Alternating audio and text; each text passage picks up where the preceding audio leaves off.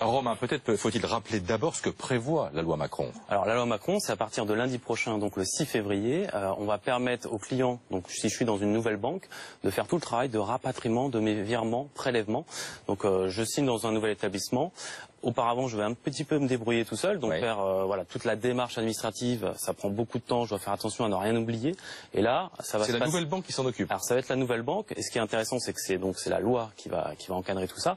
Il va y avoir la nouvelle banque, il va y avoir l'ancienne banque, il va y avoir aussi la banque. Un peu comme les assurances, non? Comme c'est le cas avec les assurances aujourd'hui ou pas? Alors c'est un petit peu différent parce que là, moi, j'étais dans mon ancienne banque, j'avais tout mon fournisseur d'électricité, mon gaz, mon téléphone. Il fallait que je change tout ça tout seul. Et là, la loi va le faire par la nouvelle banque qui va aller voir l'ancienne banque. L'ancienne banque aura 5 jours pour répondre sur les 13 derniers mois tout ce qui s'est passé sur les virements et prélèvements. La nouvelle banque récupère ces infos, va aller voir les banques des émetteurs. Et elles ont 3 jours pour changer l'ancien RIB vers le nouveau RIB. Et ensuite, elles ont 10 jours pour moi, client final, me prévenir. Donc moi, je vais être tranquille, je vais être un peu comme ici dans le canapé, pour pouvoir, voilà, au bout de 22 jours ouvrés, ça c'est important, la loi l'impose, 22 jours ouvrés, 22 jours, ça va un mois. Alors qu'aujourd'hui, il faut combien de temps? Enfin, c'est une galère sans nom. Aujourd'hui, je dois le faire tout seul, donc il faut que je pense déjà aller voir depuis toute la fin de l'année qu'est-ce qui s'est passé, aller faire les prélèvements, aller voir les institutions. Dans l'enquête que vous avez réalisée, un Français sur 5 a l'intention de changer de banque dans les 2 ans. Ça veut dire que sans doute ce chiffre va progresser. La loi doit permettre de migration. Aujourd'hui, les chiffres, c'est à peu près 4,5 de mobilité bancaire en France. En Europe, c'est 9%. Donc, vous voyez, on a un écart de 1 à 2.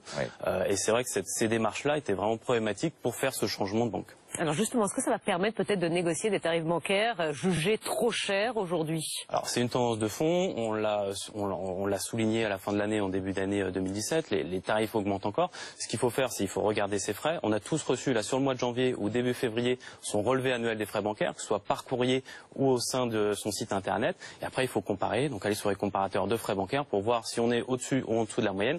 Et après, choisir sa nouvelle banque potentielle. Romain, il y a clairement des banques qui sont trop chères. Enfin, c'est une façon de faire des économies facilement, de changer de banque. On peut gagner. Alors, si on reste dans une banque de réseau, ça va dépendre un petit peu de son profil, mais ça va être de l'ordre de 50 à 100 euros. Si on va sur une banque en ligne, là, les banques en ligne sont beaucoup plus agressives en termes de tarifs. On peut diviser la note par 3 ou par 4.